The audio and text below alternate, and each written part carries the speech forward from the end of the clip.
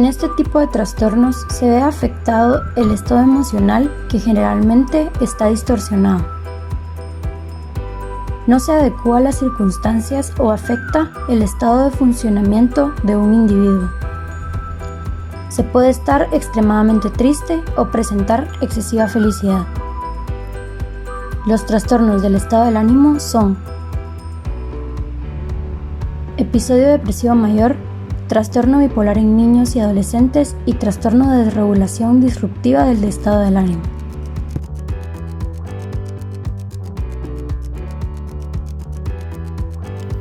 Desorden que incluye falta de ánimo, anedonia y síntomas neurodegenerativos, entre los que se incluyen insomnio, problemas cognitivos como dificultad para la concentración y pérdida de energía. Entre la sintomatología más relevante de la enfermedad se encuentra el aislamiento social, la disforia, tristeza, melancolía, desesperanza, irritabilidad, preocupación, falta de interés en actividades y pasatiempos usuales. Cambios psicomotores, agitación o lentitud de respuesta, baja autoestima, reproches o culpabilidad inapropiada, incapacidad para pensar con claridad o para concentrarse, cambios en apetito y el peso, cambios de sueño, insomnio o hipersomnia, así como pensamientos o ideas suicidas. Por mucho tiempo se consideró que la depresión no existía en los pacientes pediátricos.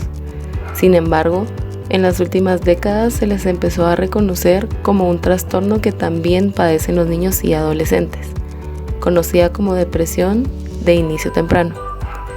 La depresión de inicio en edad temprana involucra para el paciente años de disrupciones en distintos aspectos de la vida, como la educación, los cambios de desarrollo cognitivo y lingüístico que ocurren en este periodo.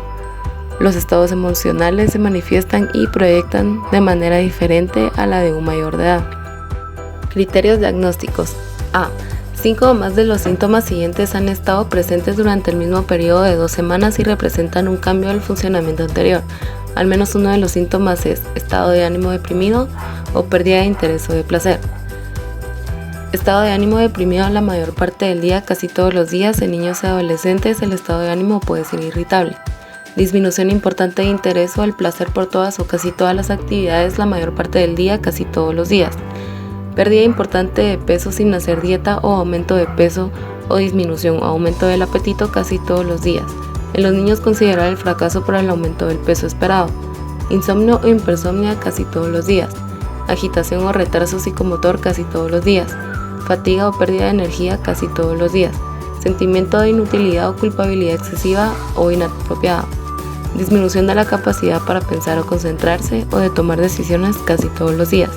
Pensamientos de muerte recurrente, no solo miedo a morir, ideas suicidas recurrentes sin un plan determinado, intento de suicidio o un plan específico para llevarlo a cabo. Los síntomas causan malestar clínicamente significativo, deterioro en lo social, laboral u otras áreas importantes del funcionamiento. C. El episodio no se puede atribuir a los efectos fisiológicos de una sustancia o de otra afección médica. El tratamiento de la depresión infantil actualmente consiste en terapia psicológica y tratamiento farmacológico. Recetar fármacos se reserva para pacientes con depresión severa y por el momento la FDA solo ha aprobado el uso de fluoxetina en pacientes de 8 a 17 años.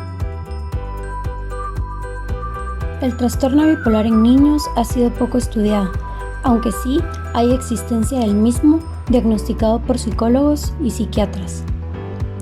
Las características de bipolaridad no se presentan de la misma forma en niños y adolescentes que en adultos.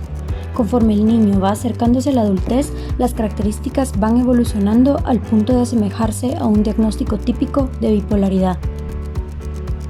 El síntoma principal del trastorno bipolar desde la primera infancia está representado por la alterancia rápida y brusca de los estados afectivos. Extremos y opuestos, crisis de risa o de exuberancia, sin razón aparente, a las que preceden estados de postración, de abatimiento, incluso con llanto y lágrimas.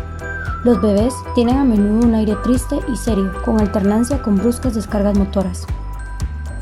Los niños con trastorno bipolar sufren de episodios de euforia, irritabilidad extrema, disminución de la necesidad de dormir, energía alta, sensación de que ellos saben más que sus padres o profesores. También hablan muy rápido. Tienen un comportamiento hiperactivo, son impulsivos, difíciles de controlar y no responden a ningún castigo. Episodio maníaco. A. Un periodo bien definido del ánimo anormal y persistentemente elevado, expansivo o irritable, y un aumento anormal y persistente de la actividad o la energía que dura como mínimo una semana y está presente la mayor parte del día, casi todos los días. B. Durante el periodo de alteración del estado de ánimo y aumento de la energía o la actividad existen 3 o más de los síntomas siguientes o 4 si el estado de ánimo es solo irritable en un grado significativo y representan un cambio notorio del comportamiento habitual. 1. Aumento de la autoestima o sentimiento de grandeza. 2. Disminución de la necesidad de dormir. 3. Más hablador de lo habitual o presión para mantener la conversación. 4. Fuga de ideas o experiencia subjetiva de que los pensamientos van a gran velocidad. 5. Facilidad de distracción. 6. Aumento de la actividad dirigida a un objeto o agitación. 7. Participación excesiva en actividades que tienen muchas posibilidades de consecuencias. C. La alteración del estado de ánimo es suficientemente grave para causar un deterioro importante en el funcionamiento social o laboral para necesitar hospitalización con el fin de evitar el daño a sí mismos o porque existen características psicóticas. D. El episodio no se puede atribuir a los efectos fisiológicos de una sustancia o a otra afección médica. Trastorno bipolar 1. A. Se ha cumplido los criterios al menos para un episodio maníaco. B. La aparición de los episodios maníacos y de depresión mayor no se explica mejor por un trastorno esquizoafectivo, esquizofrenia, un trastorno esquizofreniforme, un trastorno delirante u otro trastorno del espectro de la esquizofrenia y otros trastornos psicóticos especificados o no especificados. En los niños, la alegría, la tontería y la bobería son normales en el contexto de circunstancias especiales. Sin embargo, si estos síntomas son recurrentes, inapropiados para el contexto y van más allá de lo esperado para el nivel de desarrollo del niño, deben cumplir el criterio A. La certeza diagnóstica aumenta si la alegría no es normal para el niño, y el cambio del estado de ánimo ocurre al mismo tiempo que los síntomas que cumplen el criterio B de manía. El cambio del estado de ánimo debe acompañarse de un aumento persistente en los niveles de actividad o energía que sea evidente para aquellos que conocen bien al niño. Los niños sobreestiman normalmente sus habilidades y están convencidos que son los mejores en un deporte o los más listos de la clase.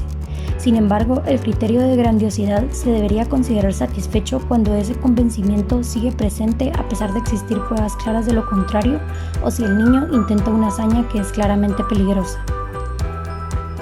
El criterio de aumento de la actividad puede ser difícil de reconocer en los niños. Sin embargo, un niño que realiza muchas actividades a la vez, que comienza a idear planes elaborados y poco realistas sobre proyectos y desarrolla preocupaciones sexuales previamente ausentes e inadecuadas para su desarrollo. Hay que hacer algunas consideraciones especiales para realizar el diagnóstico en los niños. Es difícil definir con precisión lo que es normal o lo que se espera de un niño a una determinada edad, ya que los niños de una misma edad cronológica pueden encontrarse en diferentes estadios de desarrollo. Por lo tanto, se debería considerar cada niño de acuerdo con su propia situación basal.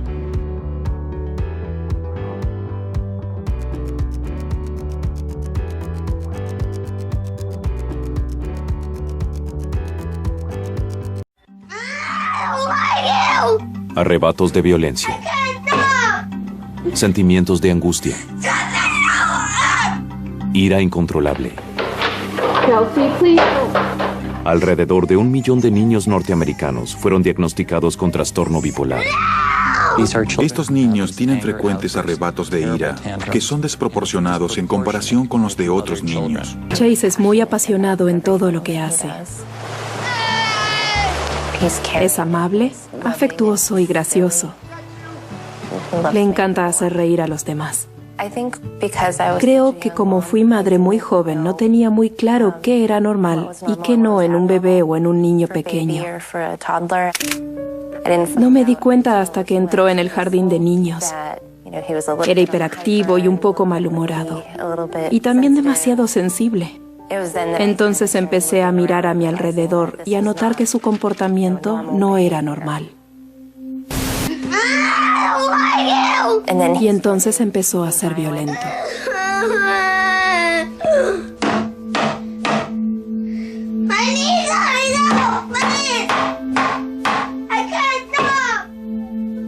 Durante la última década se registró un aumento notable en la cantidad de niños diagnosticados con trastorno bipolar. Unas simples palabras pueden hacer que reaccionen de manera muy violenta y agresiva. Pueden romper cosas, arrojar objetos, golpear y lastimar a los demás. Pierden el control.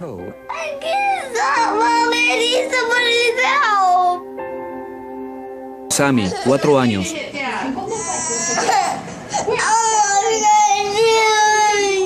Adoptamos a Samantha cuando tenía 8 días. Y desde el primer momento notamos que había algo diferente en ella. Un bebé normal se recuesta contra el cuerpo que lo sostiene, pero ella se quedaba rígida. Yo creía que era por mí, que estaba haciendo algo mal. Kelsey, no. No. No. Kelsey, no. Her whole face would change. Le cambiaba el rostro. Se quedaba siempre mirando al suelo y ponía los ojos casi en blanco. She'd always clench. Apretaba mucho los puños y hacía unos gruñidos horribles. Kind of a noise. En un momento estoy en la cima de la montaña rusa, muy contenta y emocionada por algo. Kelsey, 11 años. Y luego me deprimo.